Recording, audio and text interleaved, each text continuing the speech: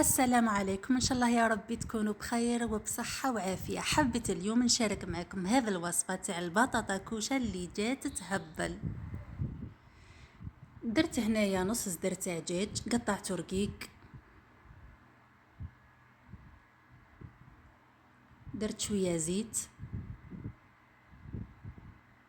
شوية توابل الدجاج،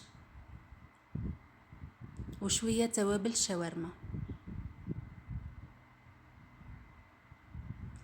شوية موطارد، وشوية ثوم. درت شوية ملح، ما كثرتش لخاطر اصلا التوابل هذو فيهم الملح.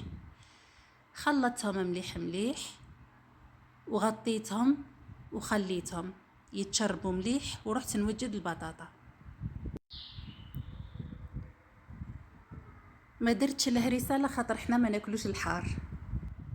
قطعت الجريوات والبطاطا والطماطم شرائح وقليتهم، قليت البطاطا والجريوات.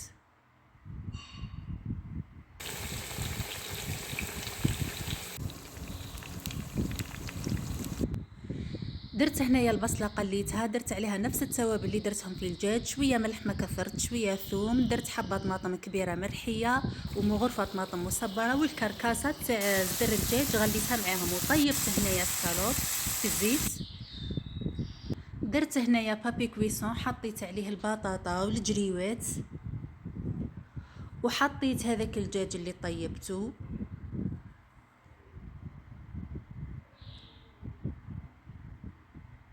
وزدت حطيت هذيك لاصوص اللي طيبتها.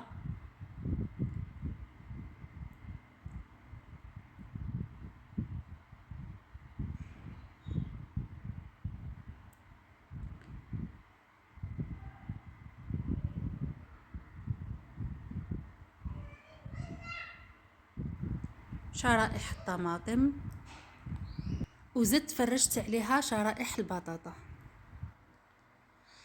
درت هنايا 3 حبات فرماج، درت عليهم كاس حليب وخلطتهم بالباتور. زدت شويه ملح وشويه فلفل اكحل، وزدت 2 بيضات وشويه ثوم، خلطتهم مليح وحطيتهم على البطاطا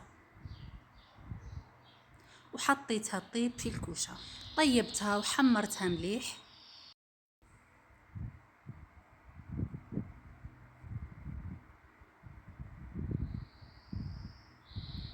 وها هي واجدة. وإلا عجبكم الفيديو يعني شجعوني بجيم واشتراك، والسلام عليكم.